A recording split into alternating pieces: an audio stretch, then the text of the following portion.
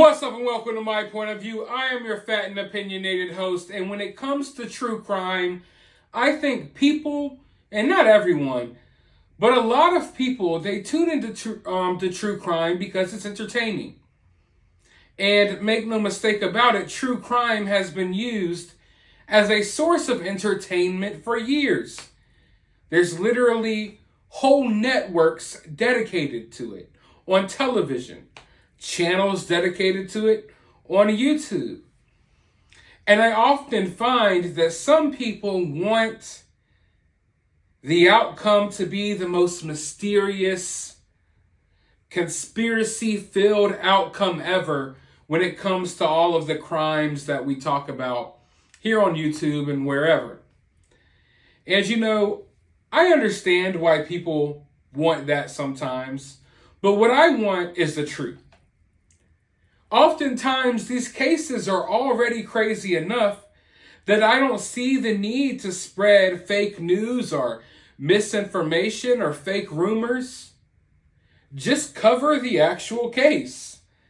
The Idaho 4 case, for example. It was a crazy case. It continues to be a crazy case. Yet instead of people just going over the factual news, some people feel the need to create fake audio, fake videos, fake accounts. I don't really see the need for that. Not only is that just shady and in bad taste, but also, like I said, if you just actually look at the real evidence and at the real details and at what really is happening in these cases, often it's already crazy enough.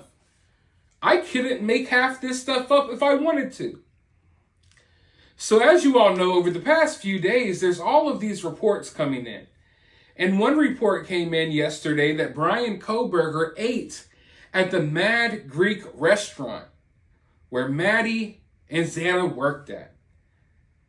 We went over that. I've talked about it on this channel and on my main channel. And to me, that doesn't seem too far out there. It doesn't seem like some fake information created for clout, although it could be. But that's what reports are saying right now.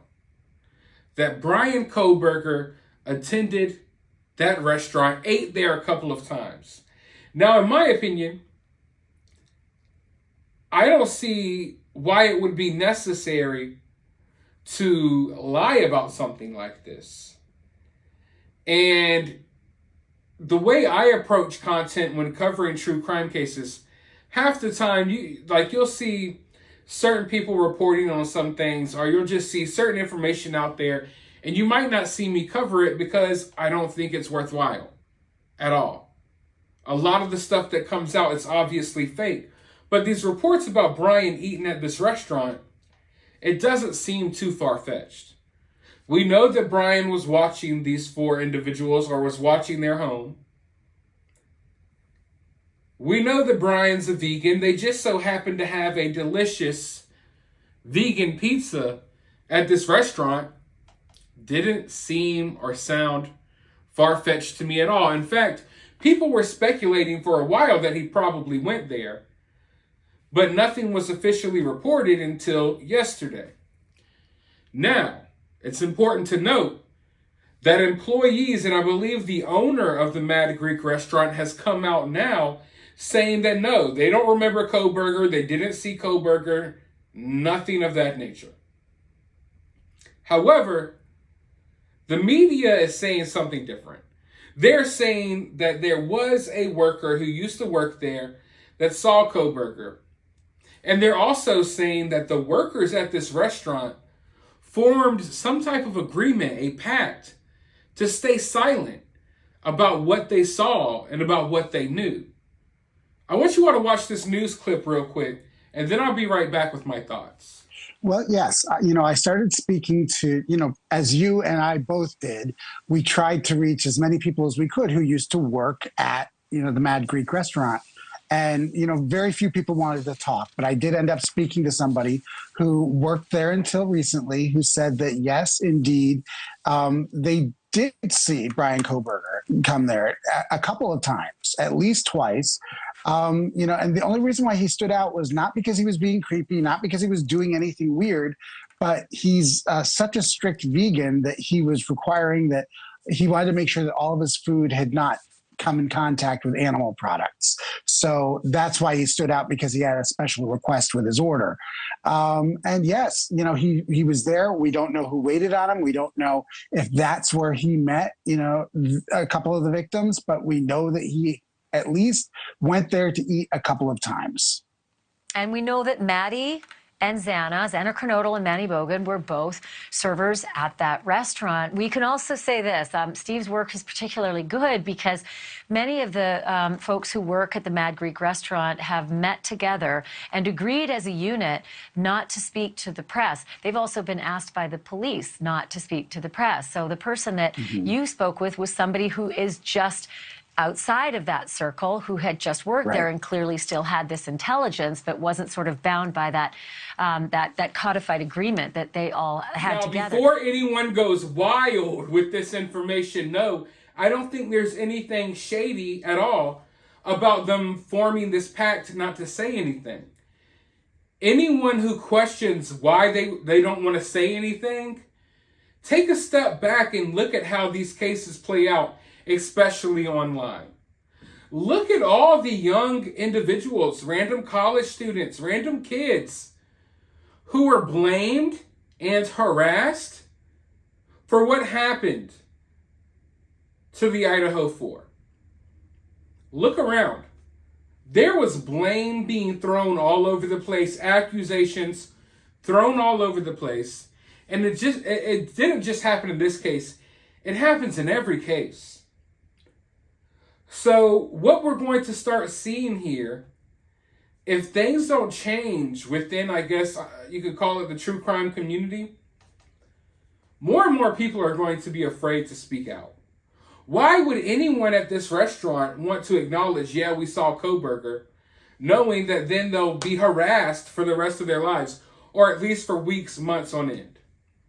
I've seen it happen time in and time out. Also, we also have to understand that even though we want this information, we're not obligated to have this info.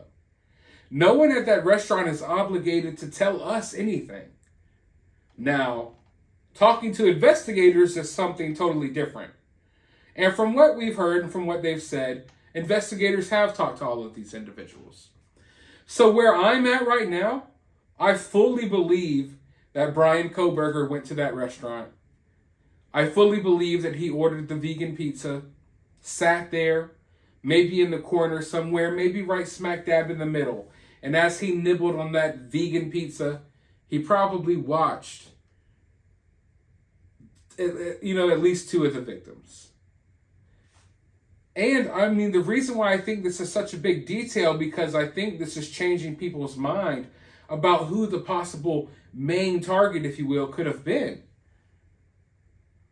But like I said, as far as where I'm at, I know that the people at this restaurant are claiming, no, they didn't talk to Kohberger. I just feel like it's because they don't want anyone meddling into their lives. People have already been calling them and asking questions and stuff like that. And I'm sure they just want to have a normal work day and things of that nature. They don't want to be tied to anything like this. And that's understandable when you look at how these situations play out online. All it takes is for one person to say, yeah, I saw Kohberger eating here and I served him. The next thing you know, the internet will say she's an accomplice and helped Kohberger get away with it. It happens every case, people. So oftentimes people are like, oh, that's shady, that's weird. And I get why people say it, but you have to really think about what comes next for a lot of these people that step forward with information. I want to live in a place where people can feel comfortable coming forward, sharing things, so we can learn more about these situations without those people being afraid. There's no reason why anyone should be afraid to come forward saying what they may have seen or heard. But the internet can be a brutal place, and not many people can, withstand, the heat that comes at you. I'm used to it. Some of you all are probably used to it. But as of right now, I want to know where you all stand. Did Bryan go to this restaurant? Did Bryan not go to this restaurant? Let me know all of your thoughts down in the comments below. While you're down there, hit that thumbs up button, hit that subscribe button, ring that notification bell, and remember, always remain opinionated.